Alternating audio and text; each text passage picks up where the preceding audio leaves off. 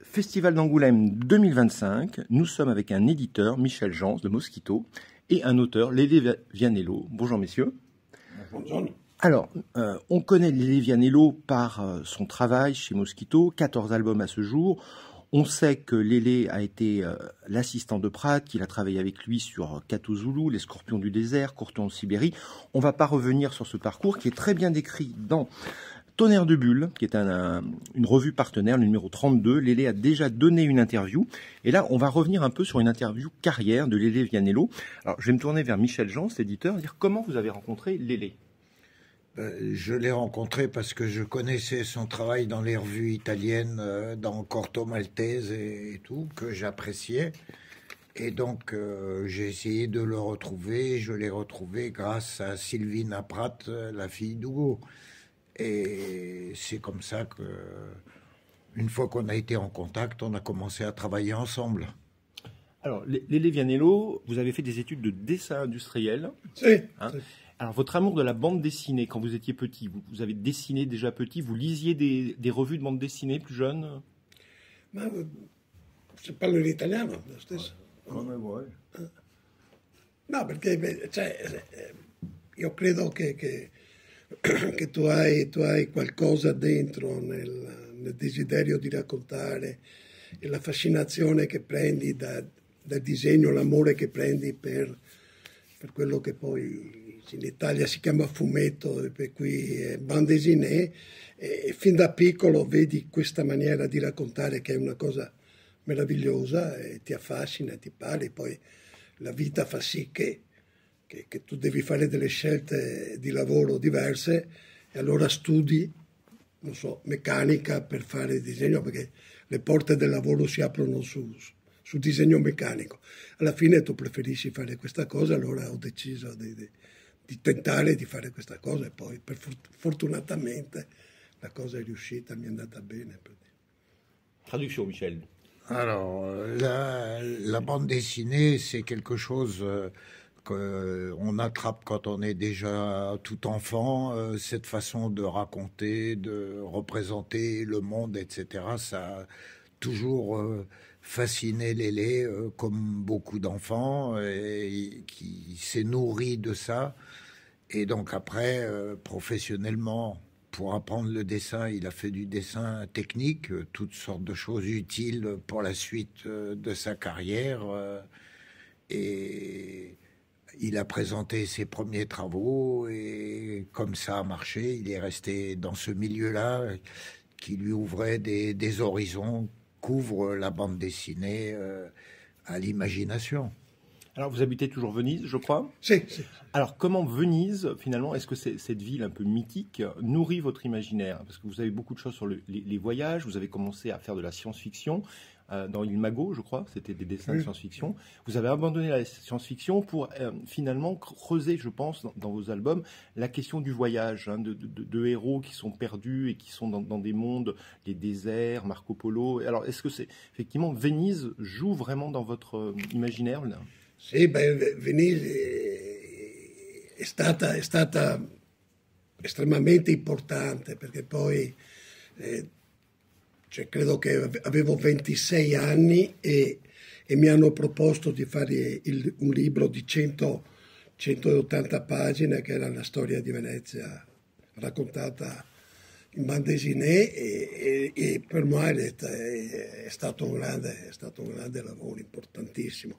E poi Venezia me la sono sempre portata dietro, poi c'è anche l'immaginario del viaggio, dell'avventura. Venezia, cioè, ricordiamo che è stata la porta dell'Oriente, cioè i grandi viaggi partivano da Venezia, le crociate partivano da Venezia e lì la città stessa ha un contenuto importante di viaggio, di avventura. La ville de Venise, historiquement, c'était la porte de l'Orient, elle était ouverte sur le monde et donc c'est quelque chose qui est inhérent à Venise. Et donc évidemment, ça nourrit son imaginaire et professionnellement, on lui a très vite, dès le début de sa carrière, proposé de commencer à faire une bande dessinée de 180 planches sur la ville de Venise. Donc il y a une osmose, et c'est aussi un fils de Venise. Donc il a toujours vécu là-bas, et donc ce milieu, cette ambiance a nourri son imaginaire. Alors, comment vous écrivez vos scénarios? Parce que vous êtes un auteur complet, à part, je crois, il y a une collaboration avec François Corteggiani une fois sur un album. C'est une fois, mais sinon, vous écrivez tout le temps vos histoires. Oui, oui, oui. Alors, pour parler du dernier diptyque, à savoir Mongolie et l'or du démon, comment ça se passe? Vous écrivez un synopsis, un scénario, l'histoire est écrite du début à la fin, vous improvisez, voilà. Comment le travail d'écriture se fait sur vos albums? Sempre cogli da qualcosa che hai letto, da un racconto. Cioè, io questa cosa mi è venuta, questa sulla Mongolia, questi 2 volumi, mi è venuta da un libro molto grande, importante, scritto da un russo sulle Baron Fu. Allora lì ho colto, c'è un momento che lui, prima di conquistare Urga, si trova pieno di oro, l'oro dello zar, e lui lo interra perché ha paura di perdere la battaglia, e che i bolscevichi... Poi di tutto questo lui ha, e questo è storico, questo è vero, lui ha disegnato una mappa e l'ha inviata a un monastero tibetano, e non si sa più niente, lì si ferma la fatta storica. Io mi sono affascinato di questo e sono partito recuperando il barone Fu, che a sua volta l'aveva preso Platt in Siberia, e ho portato avanti questa storia. Poi la storia è cresciuta nel tempo, ho dovuto farla in 2 volumi. Oui, alors sa démarche habituelle, c'est toujours de partir d'événements historiques, de livres qu'il a lus. Donc il y a eu toute une série de livres, notamment sur le baron Ungern von Sternberg, dit le baron fou, qui l'ont intéressé. Et donc il y avait un élément historique qui lui a servi de point de départ, c'est-à-dire avant la bataille d'Urga qu'il n'était pas sûr de gagner. Il a enterré une partie de son trésor donc qu'ils avaient récupéré du tsar, et ce trésor enterré on ne sait pas où, il a donné une carte à un monastère tibétain, et après on ne sait pas ce que c'est devenu, historiquement parlant. Donc ce point de départ lui a donné, l'a fasciné, et lui a donné l'envie d'être développé pour raconter toute une histoire. Donc c'est toujours de cette façon-là, c'est à partir de ces lectures, des faits historiques, que son imaginaire se développe. Alors, sur le plan de la technique, vous êtes en dédicace à Angoulême tous les ans, je crois, hein, en janvier. Vous faites des très belles aquarelles en couleur, mais vous restez fidèle au noir et blanc dans vos bandes dessinées en général. Et je voulais savoir, vous travaillez totalement papier-crayon, le numérique, vous n'avez pas du tout passé le cap du numérique. Je suis ancora... sono ancora medievale. Oui, très bien. Sono ancora medievale perché non conosco il coordinatore, le cose. Io sono ancora gomma, matita e pennello, per dire.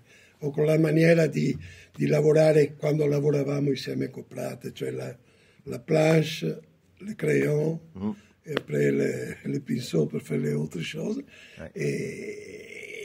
E continuer a travailler in questa maniera, c'est la sola maniera che conosco, per lavorare, cioè questa. Poi la cosa nasce, tu hai uno storyboard, ti costruisci prima uno storyboard dove hai già al mattino, quando ti siedi per lavorare, tu hai già la tua stesura del lavoro che devi fare, perché sennò ogni volta devi inventarti il passaggio. Invece il lavoro grande poi diventa avere lo storyboard, che disegno poi, cioè, lo sai fare, bene o male, dico, ma alla fine quando hai lo storyboard hai la storia fatta.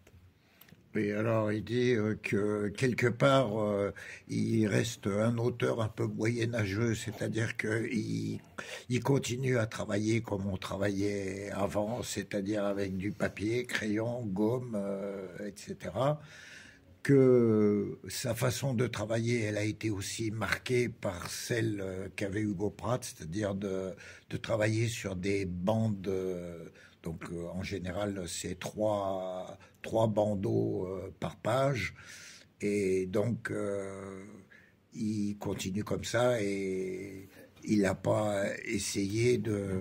C'est un truc de génération, il n'a pas essayé de repartir sur des choses plus modernes. C'est comme ça qu'il a toujours travaillé. Alors, vos dessins originaux, est-ce que vous les gardez, vous les vendez? J'ai cru voir qu'il y a eu une expo virtuelle il y a quelque temps chez Daniel Maguen, mais on vous voit peu dans les salles de vente, alors parce que j'imagine que vous n'êtes peut-être pas, comme certains auteurs, à vendre tous vos dessins. J'ai pas l'impression. No, cioè, io non ho mai voluto vendere, le strisce del mio lavoro, mai. Io credo, cioè, a casa a Venezia ho ancora tutti i miei lavori fino da quando sono partito col Mago della Mondadori, perché non ho mai voluto vendere. Al limite ho regalato qualcosa agli amici, Michela, a delle mie passe, ma jamais venduto. Les aquarelles, sì, allora tu hai bisogno di fare dei travail, tu hai bisogno d'argent, allora, allora se ti trovi a... Ma poi c'è anche le occasioni belle di avere delle esposizioni dove ti invitano, allora ti presenti con i tuoi acquarelli, ti presenti con la tua maniera di lavoro, che poi l'acquarello è sempre una porta in più perché tu hai il lavoro fatto a bandesire e l'acquarello invece apre delle porte, ti dà la suggestione, è bello, una maniera bella per esprimere il lavoro. Oui, alors donc, lui n'a jamais voulu vendre ses planches, il les a toujours toutes conservées depuis le départ de sa carrière, donc il a tout gardé. De temps à autre, il y a des bandes qu'il offre à certains de ses amis, mais sinon, non, il vend pas. Par contre, en revanche, les aquarelles qui sont une chose intéressante parce que ça ouvre d'autres perspectives, ça, il les a vendues parce que, bon, ben, pour deux choses, financièrement, c'est aussi un complément non négligeable. Et c'est aussi intéressant parce que ça permet de faire des expositions, dans des expositions, d'ajouter une autre dimension à son travail. Donc, cette partie-là de son travail a été pour partie commercialisée et vendue. Alors, dernière question, puisqu'on est à Angoulême, vous parlez d'exposition. Angoulême est un lieu d'exposition. Je n'ai jamais vu d'expo Vianello à Angoulême. Alors, est-ce qu'il y a eu des expos Vianello en Italie, à Venise, déjà? Sì, j'ai fait beaucoup de choses en Italie. Oui. J'ai fait beaucoup d'expositions.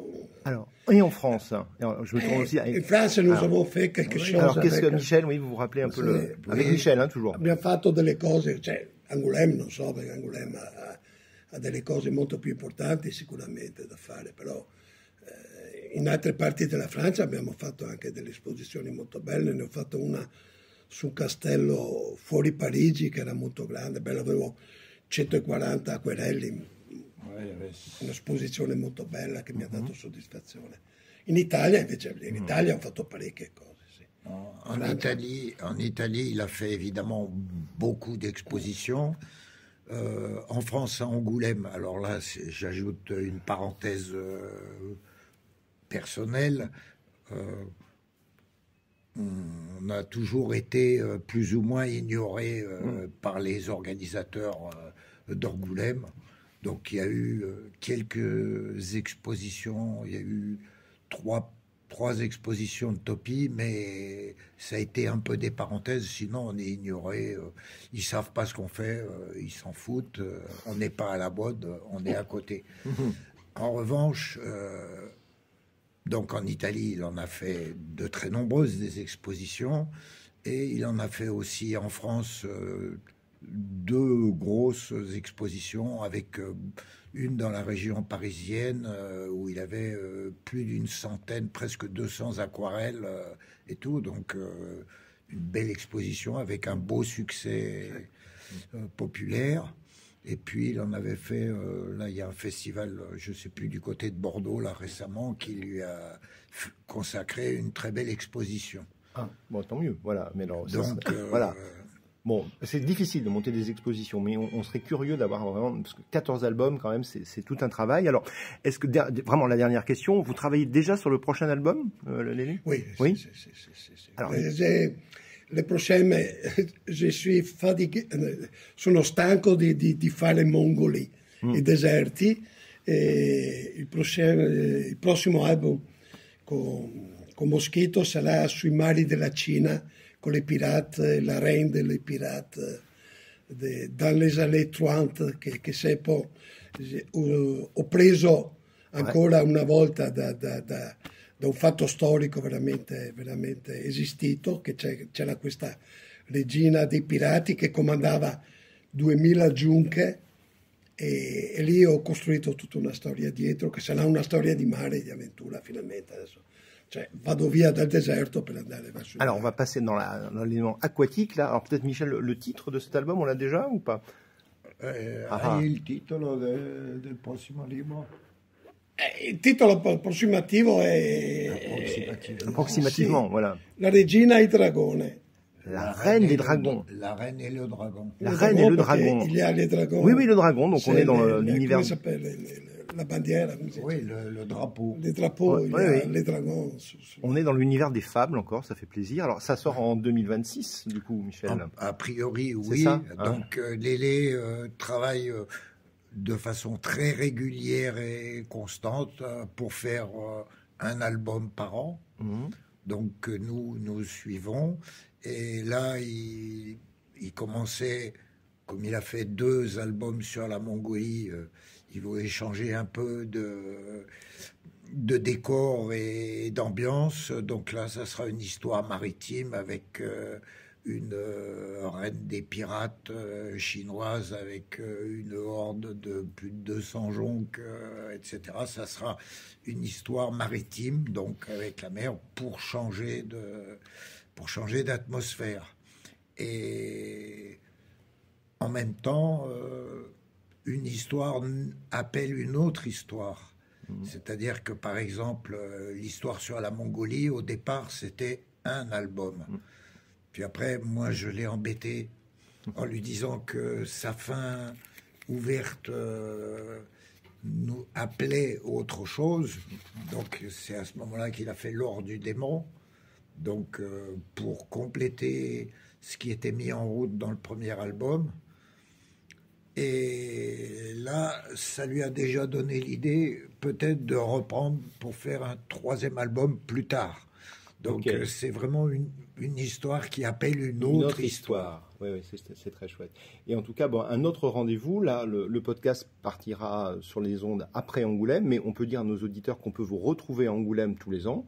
Donc, à l'année prochaine. Merci d'être venu. Et Michel, peut-être donner le lieu où on vous trouve pour les dédicaces à Angoulême. C'est pas loin de l'hôtel de ville, en général. Oui, c'est dans la bulle Nouveau Monde. Donc, là, avec ce qu'on appelle l'édition indépendante. Voilà. On est là depuis maintenant. On fait partie des meubles, toujours au même endroit. Et ce qui nous permet de retrouver un public qui est fidèle. Il y a des gens qui viennent année après année pour compléter leur collection de livres de Lélé, pour découvrir les nôtres, découvrir les nouvelles choses. Et là, notamment, depuis 2 ans, tous les travaux que nous faisons en collaboration avec les Chinois, donc qui sont venus, qui viennent et qui reviendront. Voilà, on est toujours fidèle au poste. Voilà, alors on peut dire à nos auditeurs que Lélé Vianello fait des très belles dédicaces, et c'est pas des replays de la même dédicace, c'est des belles dédicaces, des belles aquarelles en couleur, donc ça vaut le coup de venir le rencontrer.